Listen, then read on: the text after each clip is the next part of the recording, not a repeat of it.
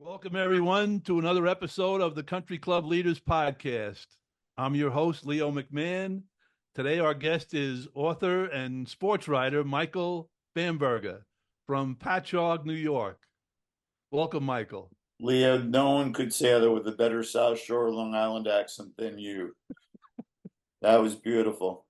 Leo, Leo, it's an Fire astounding away. it's an astounding life you've led. How on earth did you wind up on the other side of the world here? You know, I retired in April of 2023, and they gave me a lifetime membership at the club I was the general manager at. And I was there for May and June, and I was bored out of my mind. I said, I got to get out of here. If this is what the next 20 or 30 years is going to be like, I got to get out of here and find something. So two of my close friends, they told me, hey, give Thailand a shot. We like going there. Maybe you'll like it. So I did some research, and I picked a town called Jamchen Beach, Thailand.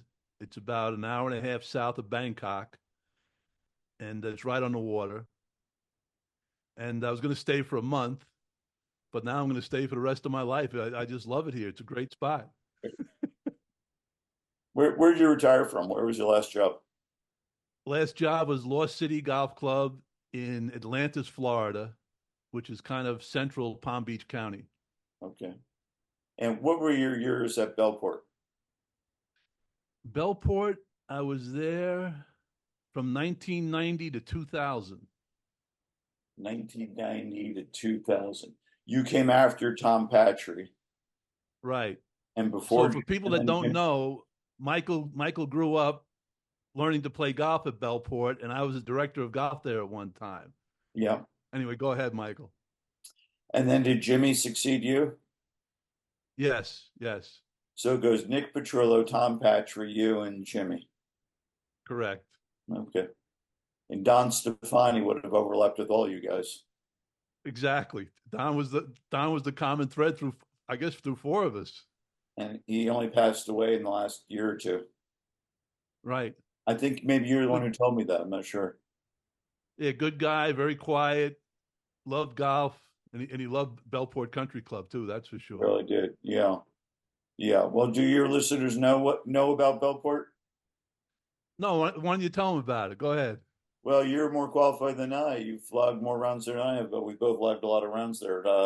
But Belport is it's on the South Shore of Long Island. It's about maybe 65 miles from Midtown Manhattan, and it's this very quaint village, kind of surrounded by suburban sprawl. That's right on the Great South Bay, Belport Bay, and it's got a beautiful village-owned golf course. Short, maybe 6,200 yards, flat, simple, but just delightful. No driving range, simple clubhouse, and a great affordable place to learn how to play golf. And in Leo's era and before that in the 70s when I took up golf, a kid from anywhere could join Belport for when I was in about the seventh, eighth grade, for $50 a year. I know that sounds like a joke, but that's really what it was. And that allowed you to play the golf course on weekday afternoons. And there were a lot of characters hanging around there, and that's where I fell into the game. The head pro there was a guy named Nick Petrillo, who was a great ballroom dancer and a boxer and a character. And Leo, would you have known Nick, or I'm not sure if I knew Nick pretty well. Yeah, Nick you. Nick was a character. He really was. But everybody loves the place where they fell in love with golf, and that's what Belport is for me. Somebody else might go there and say, "I don't get it. It's just a simple, short, flat golf course." Like, yeah, it's a simple, short, flat golf course, but for me, it's home. And Right, right. if I were going to play one golf course for the rest of my life, it would probably actually would be Belport because all my memories are there. I have so many memories there.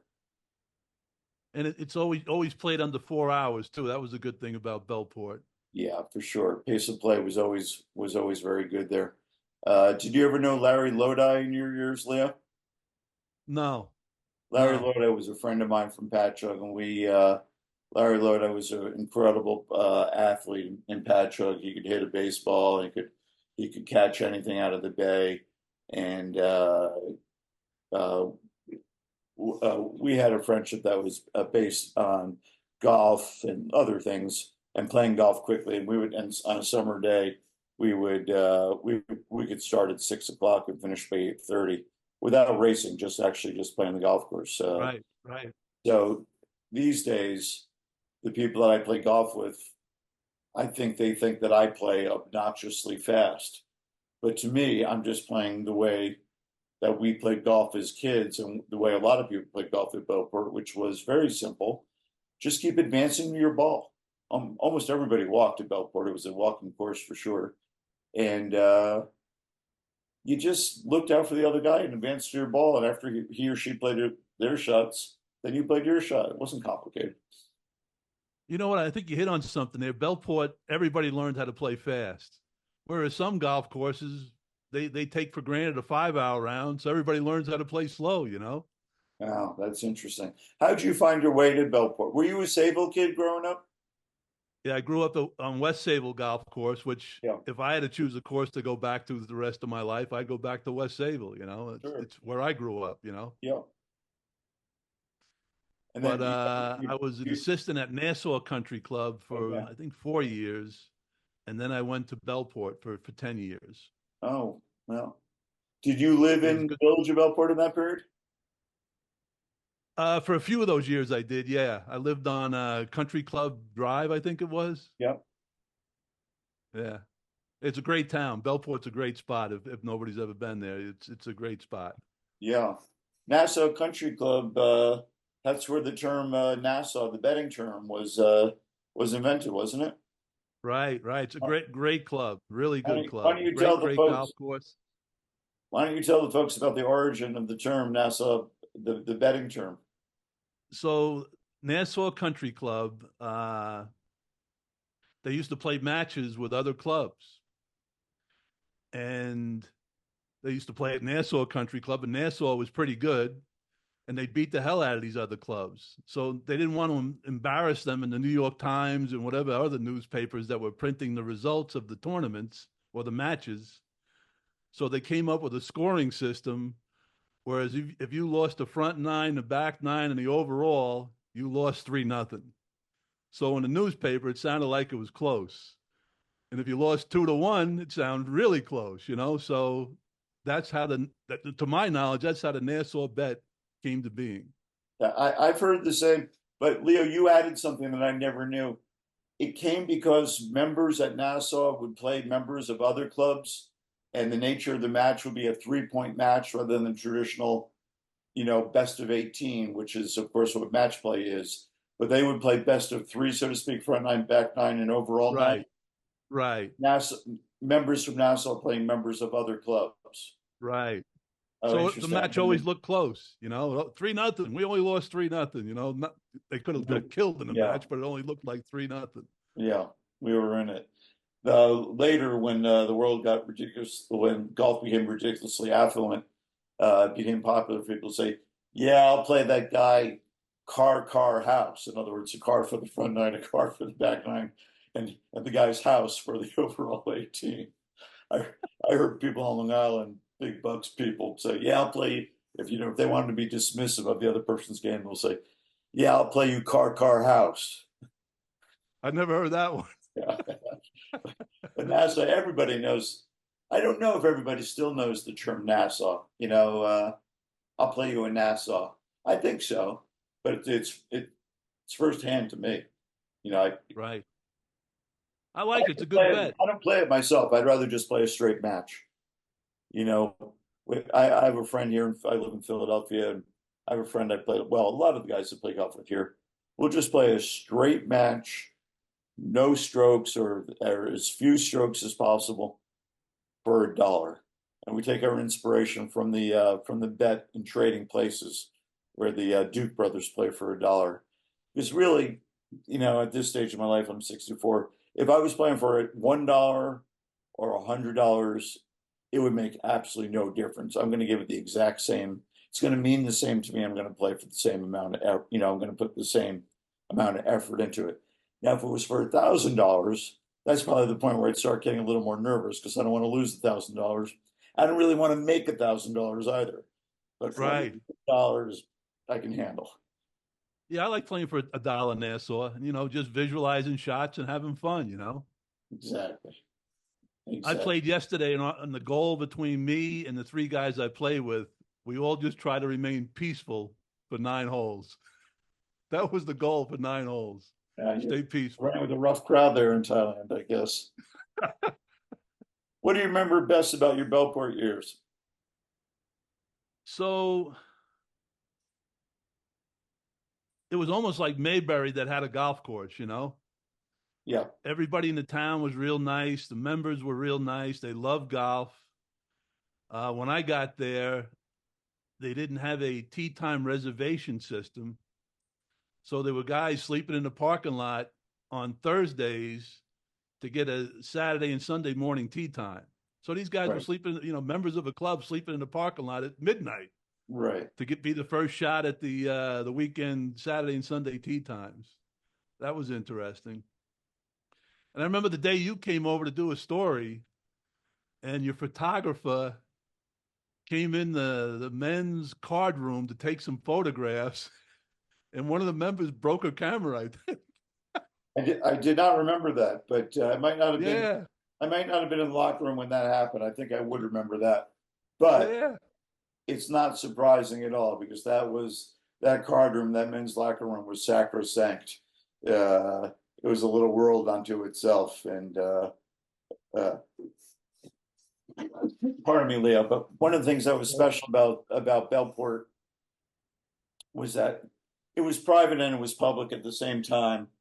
But it was really open to everybody. And a lot of the people who hung out there, the men especially, they were guys who had made it in some kind of business. The Fuco family owned a bus line, and the Felice family had catering and automobile repairs and automobile repair shops and other things.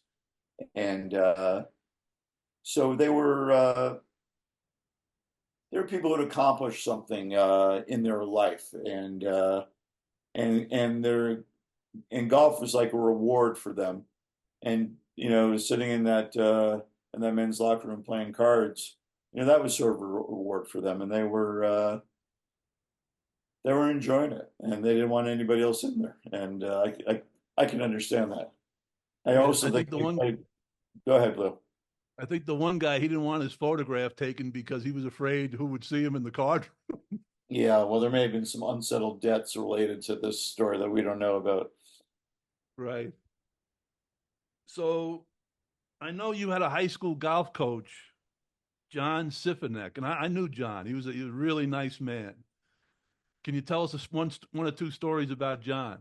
Yeah, John Sifnick John Sifnick grew up in Salem, Mass, and he caddied as a kid at the Salem Country Club, and he had the math gene, um, and he later became a math teacher in the Patrick Medford School District, which I attended, and my brother attended, where my mother was an English teacher, and he was the bowling coach and the golf coach at Patrick Medford High School. Um, and he had a great friend in Ray Fell, who was a gym teacher in Patchogue, who rose from that to becoming the superintendent of the Patrick Medford School District. And then from there, probably after your day, but not too long after, he became the mayor of Belport Right, and was right. very active in the running of the golf course and improving the golf course over the years. And John Sifnick, he was like a classic golf bum without being a bum, but like he would do anything to play golf, and he would work as a starter and a course marshal at different public courses, for the free green fees, but also just to be around the game. And Anyway, he was a diabetic, and and this is how the story came down to me. So he was my golf coach and very instrumental figure. He was my golf coach at Patrick Whitford High School and a very instrumental figure in my life. And he played a lot of golf at Belport. We played together at Belport through the in the 70s and through the 80s. And now they've switched the nines. So now I think it would be the The 15th par three back by the hole, water, right? the par three, not by Howells Creek. Right. 14, 15, 16, 17, 18, 14. But then it was five and one, two, three, four, five. Sorry, I got to do it that way in my head, just the way my head works. Um, was a really a spectacular par three. I mean, you could take this par three hole at Belport and put it anywhere in the British Isles or Shinnecock Hills or anywhere else, and it would look right at home. That's how good this par three is. It was often down breeze because the wind would come off the bay, and it had like a dogleg green with a trap in the middle, and Sivnik made a hole in one there from the back tee with a four-wood, probably about 190, 180 yard shot. Shortly after that, he went into a hospital for diabetes treatment, tragically, and was told that he was going to have to lose an ankle, which is common now still, but was much more common then for diabetes treatment.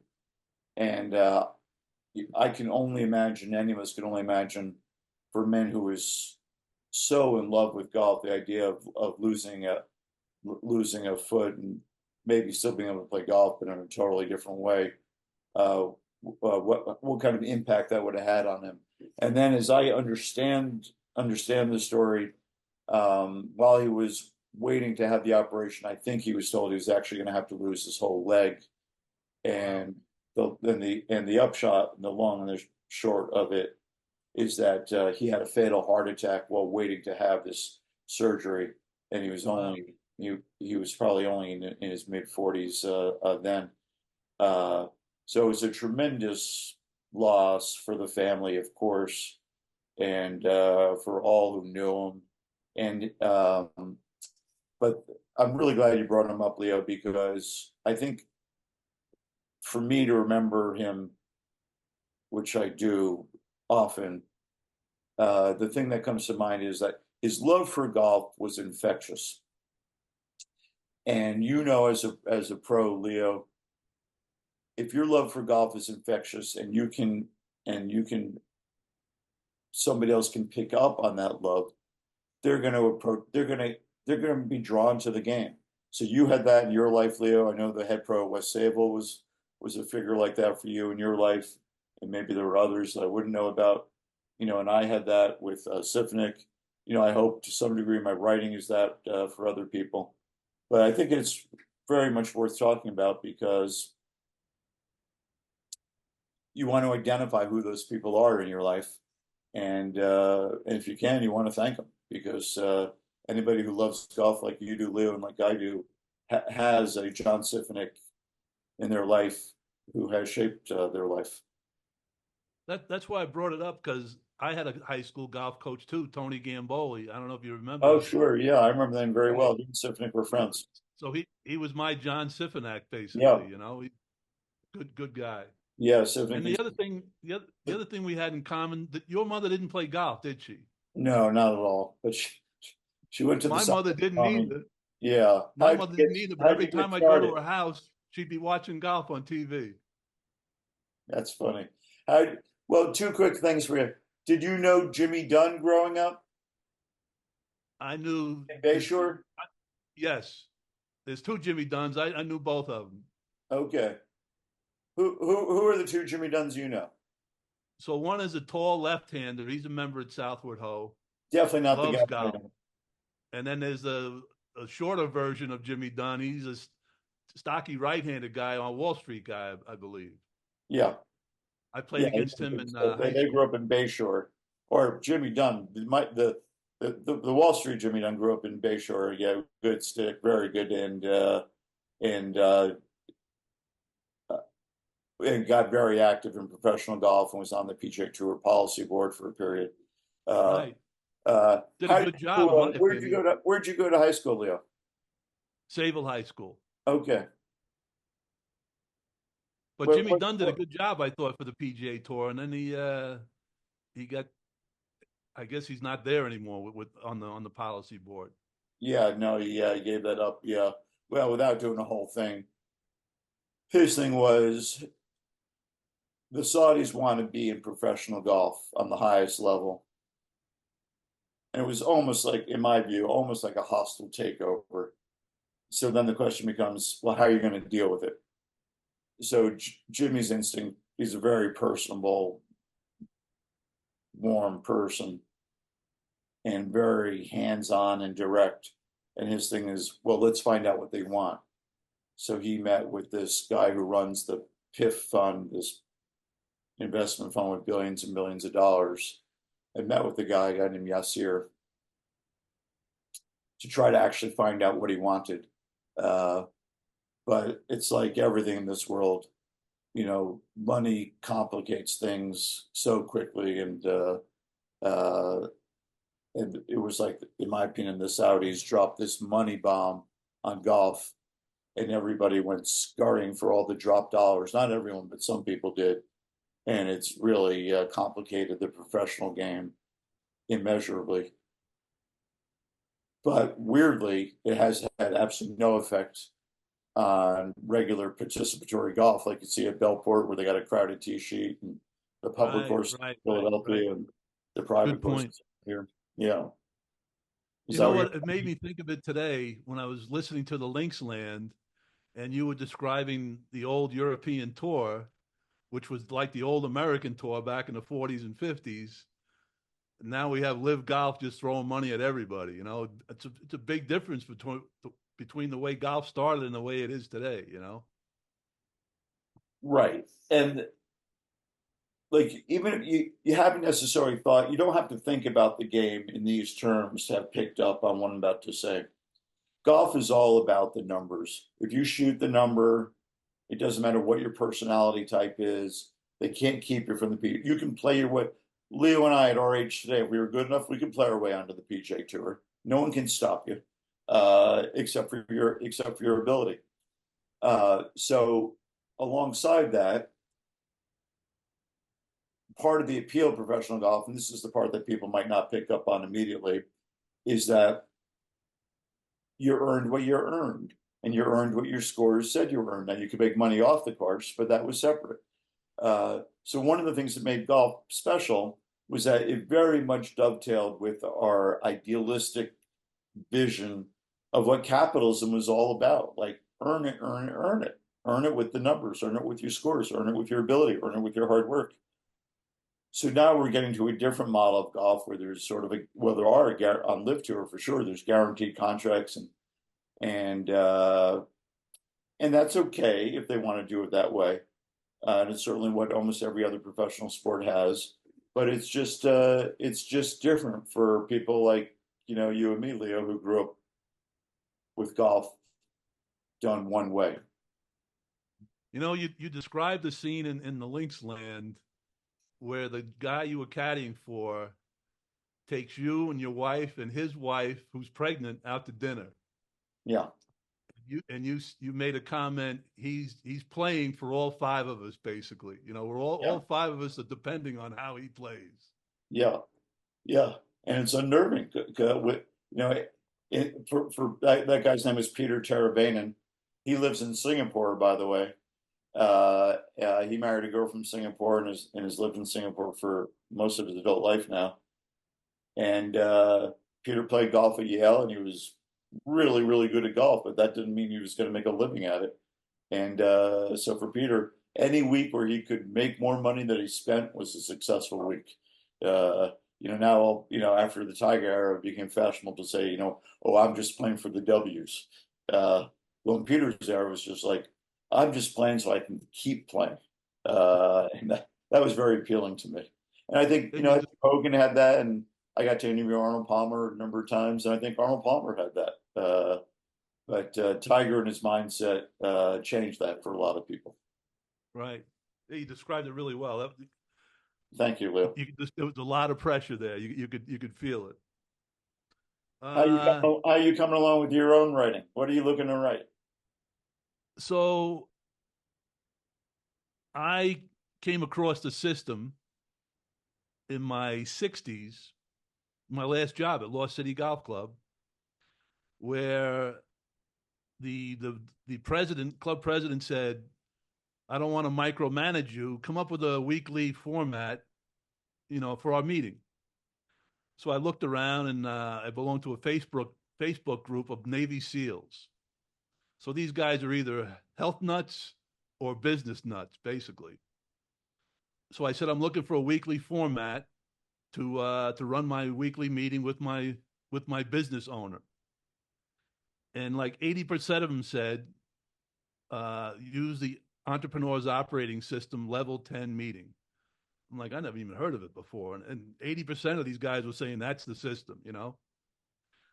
So I looked into it, and the entrepreneur's operating system is a system to run a small business, which is basically what a country club is. So then I've taken that system and other systems that I've been involved in over the years, like Alcoholics Anonymous and other systems that try to help people either in their business or in their lives. And I customized it and came up with my own system. And I'm thinking, if I would have had this, if somebody would have taught me this when I was 21 years old, it would have saved me a lot of searching and wasted time. And I could have played more golf if I had a better system. So now I have this system, and I'm writing a book. It's a business fable where an older mentor is teaching a younger guy his system. And the younger guy just got his first job at, let's say, a Bellport country club. So he's walking him through this system as the guy opens the doors at Bellport Country Club in the month of March on Long Island. So it's I enjoy writing it, and if a couple of people benefit from it, great. What's special about the system? What is it? Well, basically it's you're setting goals. Like if I were working with you, you set your own goals, and I hold you accountable. As opposed to a lot of people, hey, this is what I want you to do it. Well, now you're trying to accomplish what I want you to do. Whereas this system, you're accomplishing what you want to do, but I hold you accountable. And there's a long-term goals, a 10-year, a 3-year, and then there's short-term goals, 1 year, 1 month, 1 week. And you just keep getting held accountable. You keep setting new goals, and it just snowballs, and it's almost you can't fail. It's a And good system. why do you need this program for it? So for me, if you're like me, and I see a good idea, all of a sudden my attention goes that way, and my staff is like, "All right, look, we're going this way," And then the next week, I see a good idea over here, and I start going that way, and he wants us to go this way now. So the system keeps you on a track where you're constantly moving forward, and everybody knows the direction you're moving in. And you can vet good ideas, but it just keeps everybody on the same page, basically. Does that make Sounds sense? well. Those Navy SEALs, they figure out a lot about life. So it seemed, it's amazing what they do. But the discipline it takes to be a Navy SEAL, I'm sure if you can apply that to any aspect of your life, you're going to have a better life. And they try to keep it real simple, which is what I like, because when the pressure's on, it's got to be simple. It can't be complicated.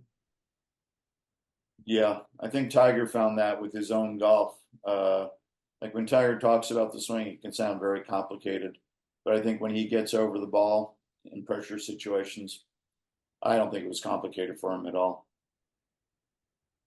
Now, do you think he had too many instructors during his career, or what do you think? He was very, he came up in a different era from the guys that we followed as kids. Arnold and Jack and Tom Watson. They basically all had one instructors, and they didn't run around from one to the other, and they weren't very reliant on the instructor. Uh, uh, Tiger had instructors as a kid, and then was as a maybe about age 16. I'm not sure. Started taking lessons from Butch Harmon, and I think he was really reliant on Butch Harmon. Super knowledgeable himself, Tiger was, but I think he was also super reliant on what Harmon was telling him on a regular basis. And so then when they had their falling out, I think Tiger was so used to having an instructor so involved in his life, he didn't know how to go about golf without that person. So then he went from Butch to Haney, and from Haney to Sean Foley. Uh, and Was he too reliant on him? I couldn't say, except to say, like, whatever you want to criticize about Tiger, he's probably the greatest golfer in the history of the world. So it worked out. Could it have been even better? Maybe. Could it have been worse? Maybe. But the fact is, he's got the 82 PGA Tour titles. He's got the 15 majors. And did he abuse his body by working out too much? Maybe. I mean, I would say yes. But he would say, I think I did what I felt I needed to do at that Right. time to be the best golfer I could be. So all this stuff is very, very tricky. Uh, when Curtis Strange turned pro, when Curtis was in college, he was one of the longest, wildest players, elite college players there was in the game at that point, and one of the best. And when he got on the tour, he said, this game that I had in college isn't going to work on the PGA Tour. And he went to Jimmy Ballard and he changed his swing and developed a short backswing, and was no longer a really long hitter at all, and devised a game that would help him make a living on the PGA Tour, more than a living, help him be one of the greats of the PGA Tour. Now he didn't know whether it was going to work out or not, and maybe he wouldn't have given it a very long experiment had it not worked out. But it's very easy in golf and in life, and the two overlap so much. It's incredible to me to second guess anything. But all you can really do, like in golf, at every level, at Tiger's level, your level, my level, that ball is sitting there doing nothing. It's just sitting there, whether it's on the tee or in the rough or on the fairway or on a putting green or in a trap, wherever it might be.